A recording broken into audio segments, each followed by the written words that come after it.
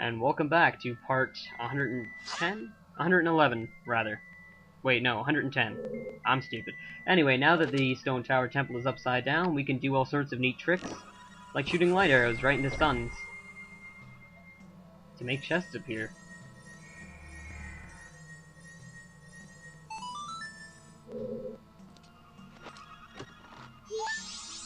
Our 8th straight fairy. I just say straight fairy. It's kind of an oxymoron there. Regardless. I love the design of this place, because honestly, you wouldn't really think that it's meant to be upside down whenever you play it the first time. That all that stuff on the ceiling just looks decorative. Well, you would notice for some of the upside down doors, but anyway. There appears to be some sort of monstrous chess piece over there, I guess. We're not gonna fight him right now, because he's kind of a jerk. Instead, we're gonna head into the spot where we got the compass just a few parts ago, and blast away the sunblock again. Not quite as annoying this time, because you can just shoot it with a light arrow.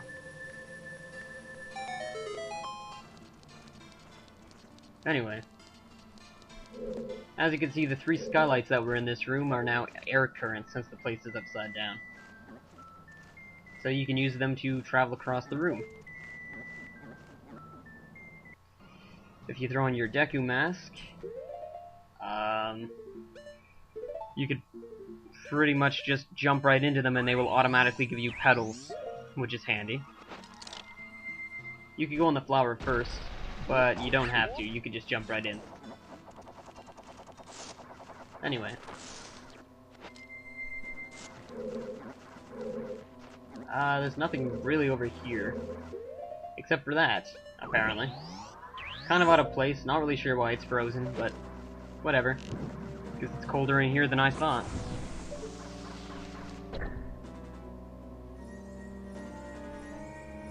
And a chest, which I'm gonna spoil for you, contains another fairy. But since we're collecting all the fairies, it's not really that big of a deal. I remember when I was a kid, I didn't want to collect the fairies because I thought the game was too damn hard. So, I used to get really annoyed anytime I saw a new chest appear because I always assumed it was a fairy. But, for the Majora's Mask playthrough, fairies are cool. Anyway. And there's another fairy protected by fire. And since I'm an idiot, I didn't hold down the switch. But whatever, we can go get that later. For now, let's kill this easy enemy. Or we can get our asses handed to us. Whoa.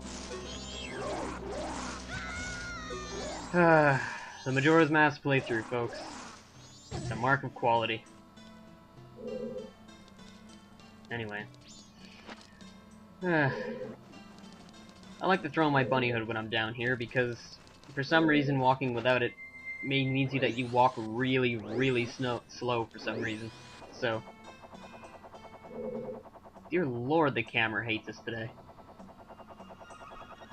Where am I going exactly? Whoa. That's where I'm going, apparently. Oh, hello, Mr. Hiploop. It's time for vengeance. Time to take out this thing. Ow. Alright, whoa, okay, let's not get hurt again. Whoa, whoa. Wow, the camera really hates us in this part. God damn. Oh, come on.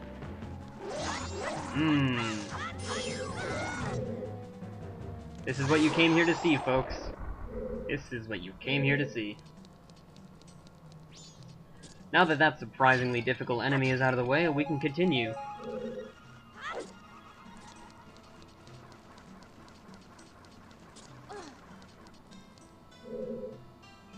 There is a switch down that hallway, but I don't really want to hit it yet, because I have yet to get that fiery chest up there.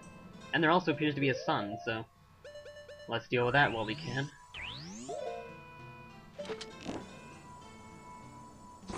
Yay! Upside down sun! For an upside down chest!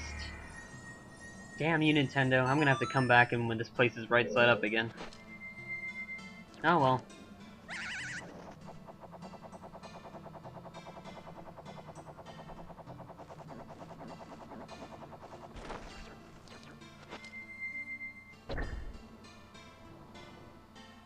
So, while we nab that chest, let's have a vote in the comments. Who here thinks this game would be better with Wind Waker graphics, or with Twilight Princess graphics? Since you do play as a kid, it would be conceivable that it have Wind Waker graphics, but it does have a dark and somber tone, so I could see an argument for Twilight Princess graphics. Put your opinion in the comments.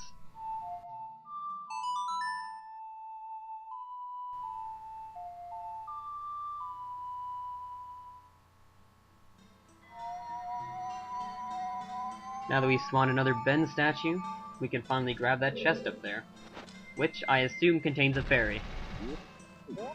Let's-a go, and let's-a not reach. Yeah. Alright, whoa. Alright, this air current should take us up there. Keyword being should, I suppose. Alright. I'm gonna assume one of the air currents is stronger than that one. Actually, I can blatantly tell that that third one is the strongest, because it goes the highest, so let's aim for that one. Whoa. I don't think there are any jumps in this game that require you to have the bunny hood. I'm pretty sure that's an optional mask. I would highly recommend it, though.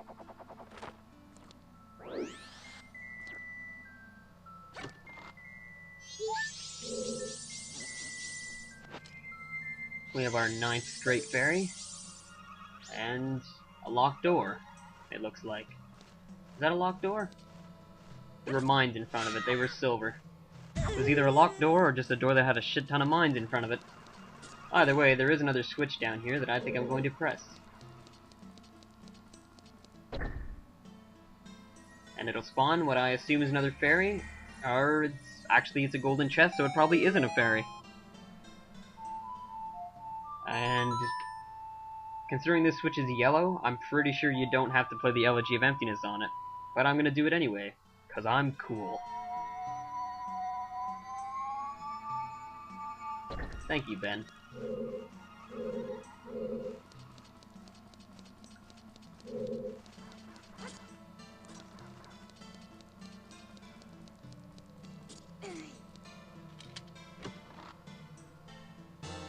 Hooray!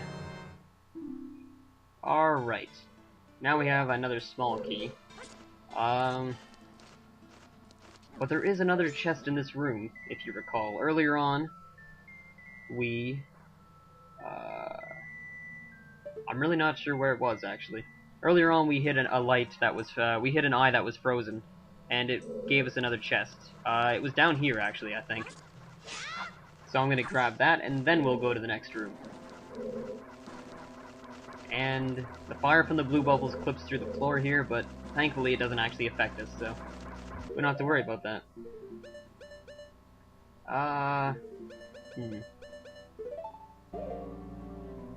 Can probably hookshot that. Or maybe not.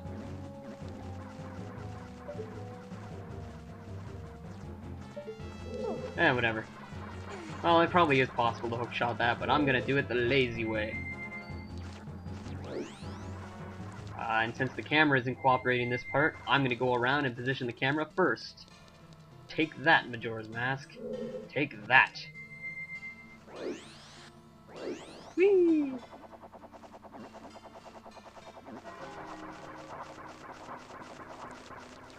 And here's our 12th fairy. There it is. Oh, 10th actually. Why the hell did I think it was 12? I don't know how to count. I think I proved that at the beginning of this part too. I'm secretly an imbecile. Well, it's not that much of a secret, but regardless. Now that the camera won't cooperate, let's go into the doorway that's full of mines. Sound like a good idea? Take a wild guess what happens. Absolutely nothing, because I'm amazing at this game. Ha! Tricked you. Anyway, the door was locked, so hooray. If you look up in this room, you'll see there's lava up there dropping fire everywhere. So I'd recommend not being made out of wood. That's not really going to help your chance of survival. So, as you can see, there's another blood-stained emblem in this room. If there's an emblem within a room itself, it'll only rotate that room instead of rotating the entire dungeon. Which is an interesting design choice, I suppose. I imagine if they ever use this dungeon flipping mechanic in a future game, they'll probably change that. Because that would, well, it's not a bad choice, but I imagine there'd be more puzzle opportunities if you did it the other way. But, anyway, for now, this is Majora's Mask, and this is how the game works. I do like that the lava on the ceiling makes fire drop, though. That's a nice detail. Let's go. And once again, a bloodstained emblem, and what looks like a block puzzle, because I see a switch over there. Yep, and a block. Whew, this is what you call el tedioso blockus puzzleus. And that is what you call an extremely poor attempt at Latin. It's not even remotely close to Latin. Don't leave a comment telling me that it isn't Latin, I'm fully aware. Anyway, there's a switch, and there's a block, but the floor is full of little holes, so ow, screw you. We're gonna have to flip the room multiple times in order to get the block across. And I'm gonna turn into a Goron for no reason. Here we go.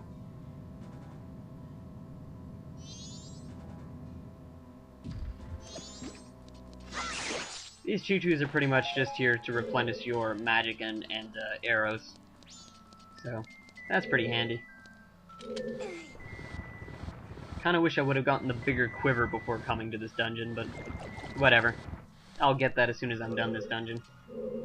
I'm just gonna run around and do all the heart pieces and grab all the extra items that I missed. Since this is the 100% playthrough.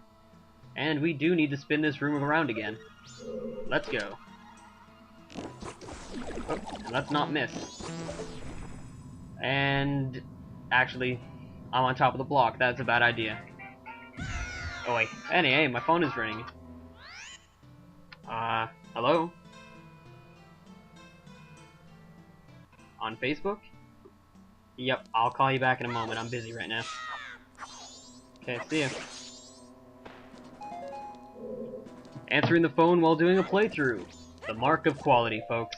The mark of quality. That was actually a really important phone call, though. It's from a good friend of mine who is on a schedule, so... I'm a busy person. That is why I stopped doing this playthrough for so long. But, today I'm mostly free, so... let's do a whole bunch of really long parts.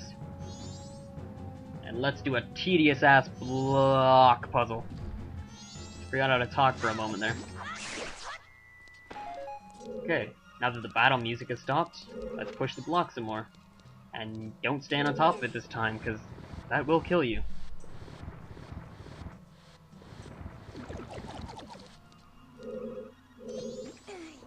Boy. Screw you. I have enough hearts and defense that enemies aren't really too much of a problem.